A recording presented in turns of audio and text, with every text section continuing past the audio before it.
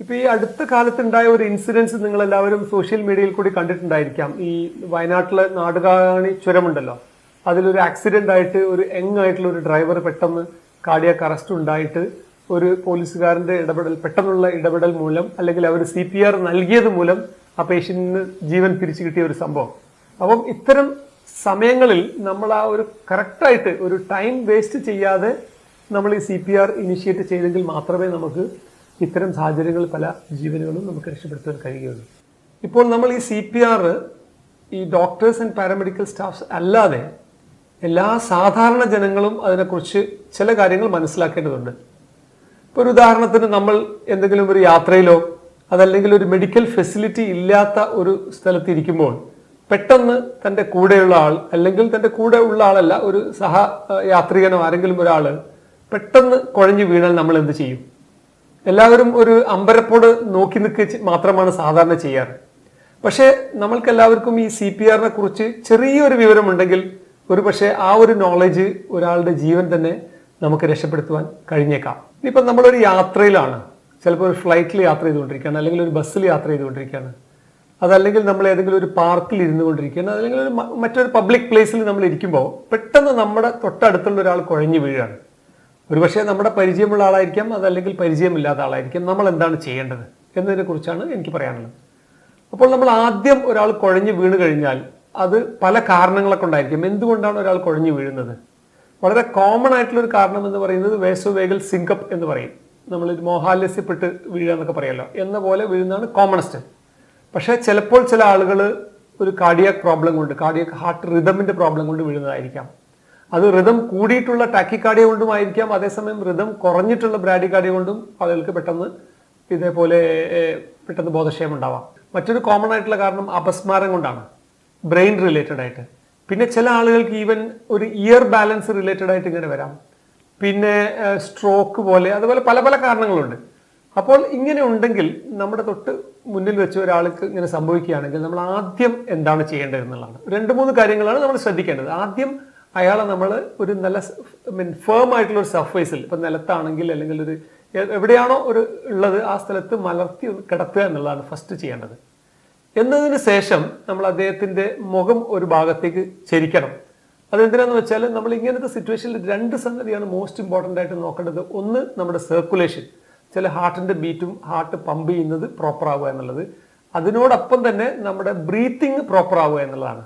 പലപ്പോഴും ചിലപ്പോൾ എന്താ സംഭവിക്കാന്ന് വെച്ചാൽ ഒരാൾ ഇതേപോലെ ഒരു ബോധക്ഷയത്തോടു കൂടി വീണ് കഴിഞ്ഞാൽ ചിലപ്പോൾ അയാളുടെ നാവ് ബാക്കിലേക്ക് തള്ളിയിട്ട് അയാളുടെ ശ്വാസത്തിന് തടസ്സം വന്നേക്കാം, ചോക്കിംഗ് ഉണ്ടാവാം. അപ്പോൾ അത് വരാതിരിക്കാൻ, അതല്ലെങ്കിൽ ചിലപ്പോൾ ചില ആളുകൾ ഇതിനോട് കൂടി ഛർദ്ദിക്കാനുള്ള സാധ്യതയുണ്ട്.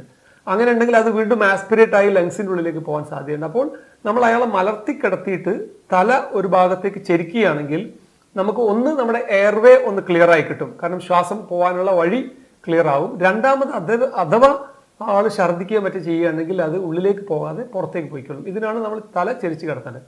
ഇനി രണ്ടാമതായിട്ട് നമ്മൾ എന്താണ് നോക്കേണ്ടത്? ആദ്യം നമ്മളൊന്ന് പൾസ് നോക്കുക, കയ്യിൽ പൾസ് കിട്ടുന്നുണ്ടോ ഇല്ലയെന്ന് നോക്കുക. അപ്പോൾ കയ്യിൽ സാധാരണ ഒരു നോർമൽ ആയിട്ടുള്ള ആളുകൾക്കൊക്കെ കയ്യിൽ പൾസ് കിട്ടും.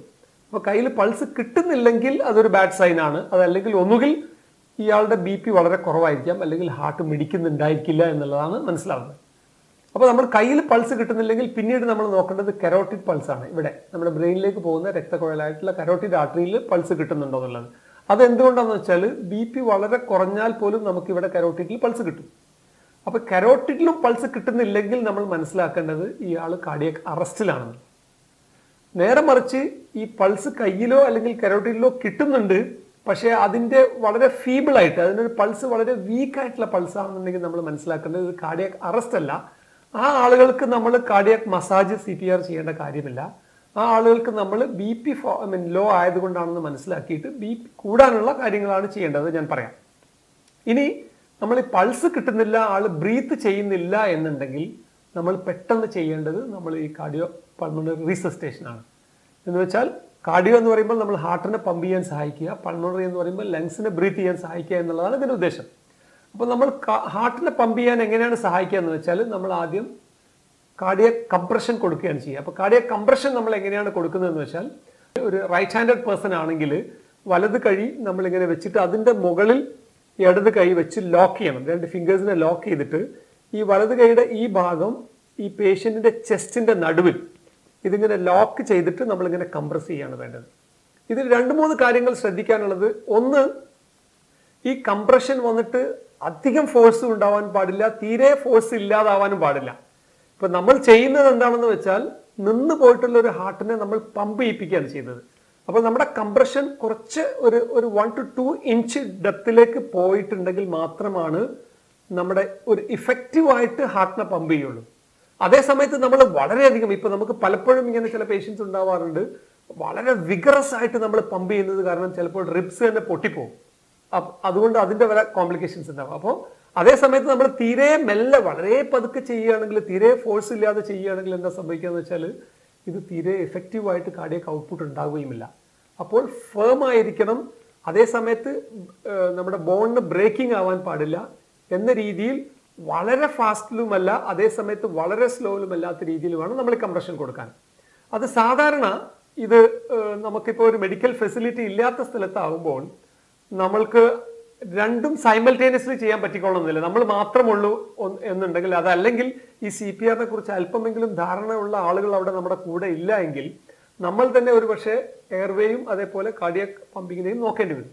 അങ്ങനത്തെ സിറ്റുവേഷനിൽ നമ്മൾ എന്താ ചെയ്യുക വെച്ചാൽ കണ്ടിന്യൂസ് ആയിട്ട് ഒരു 30 പ്രാവശ്യം 30 ടൈംസ് നമ്മളിങ്ങനെ കംപ്രഷൻ കൊടുക്കുക. 30 ടൈംസ് കംപ്രഷൻ കൊടുക്കുമ്പോൾ തന്നെ കാർഡിയക് അറസ്റ്റ് റിവൈവ് ആകുന്ന ആളാണെങ്കിൽ അയാളുടെ ബോധം, അയാളുടെ കണ്ണ് തുറക്കുകയോ അല്ലെങ്കിൽ ബോധം തിരിച്ചു വരുന്നതിന്റെ സയൻസ് നമുക്ക് കാണാം.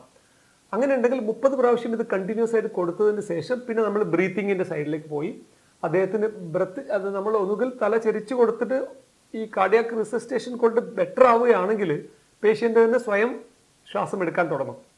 അഥവാ എടുത്തിട്ടില്ലെങ്കിൽ നമ്മുടെ കയ്യിൽ വല്ല ഹാൻഡ് കർച്ചീഫോ എന്തെങ്കിലും ഉണ്ടെങ്കിൽ അയാളുടെ വായ്ക്ക് ചുറ്റും അത് വെച്ച് അതിന്റെ മുകളിലൂടെ നമ്മൾ നന്നായിട്ട് ഊതി കൊടുക്കണം. അങ്ങനെ സാധാരണ ഇതിന്റെ ഒരു അനുപാതം എങ്ങനെയാണെന്ന് വെച്ചാൽ 30 പ്രാവശ്യം കാർഡിയക് കംപ്രഷൻ ചെയ്യുമ്പോൾ 2 പ്രാവശ്യം നമ്മൾ ബ്ലോ ചെയ്ത് കൊടുക്കണം. എന്നിട്ട് വീണ്ടും നമ്മൾ ഈ മസാജ് തുടരണം. ഇങ്ങനെയാണ് അതിന്റെ സൈക്കിൾ 30:1 എന്ന് പറയുന്നത്. അപ്പോൾ ഒരു സഡൻ കാർഡിയക് അറസ്റ്റ് ആയി അധികം സമയമായിട്ടില്ല എന്നുള്ള ഒരു സിറ്റുവേഷൻ ആണെങ്കിൽ ഒരു 90% ആളുകളെയും നമുക്ക് ഇതേമാതിരി റിവൈവ് ചെയ്യാൻ പറ്റും. ഓക്കെ, ഇതാണ് ഒന്ന്. ഇനി മറ്റൊന്ന് എന്താണെന്ന് വെച്ചാൽ ചിലപ്പോൾ കോമണസ്റ്റ് ആയിട്ട് ഇപ്പോഴത്തെ കാർഡിയക് അറസ്റ്റ് മിക്കവാറും ഓൾറെഡി ഉള്ള ഹാർട്ട് പേഷ്യൻസിനോ അല്ലെങ്കിൽ മറ്റു പല റിസ്ക് ഫാക്ടേഴ്സ് ഉള്ള ആളുകൾക്കാണ് അങ്ങനെ സംഭവിക്കുന്നത്. പക്ഷെ നമ്മൾ കോമൺ ആയിട്ട് കാണുന്ന ഈ ബോധക്ഷയം എന്ന് പറയുന്നത് വേസോവേഗൽ സിങ്കപ്പാണ്. അവർക്ക് ആക്ച്വലി കാർഡിയക് അറസ്റ്റ് സംഭവിക്കുന്നില്ല, അവരുടെ ഹാർട്ട് മിടിക്കുന്നുണ്ട്. പക്ഷേ ഈ ഹാർട്ടിന്റെ മിടിപ്പ് ഇഫക്റ്റീവായിട്ട് നമ്മുടെ BP മെയിൻറ്റെയിൻ ചെയ്യുന്നില്ല. അപ്പോൾ BP മെയിൻറ്റെയിൻ ചെയ്യാതാകുന്ന സമയത്ത് ഒരു പേഷ്യന്റ് തളർന്ന് വീഴും. കാരണം നമ്മുടെ ബ്രെയിനിലേക്കുള്ള ബ്ലഡ് സപ്ലൈ കുറയുന്നത് കൊണ്ടാണ് തളർന്ന് വീഴുന്നത്.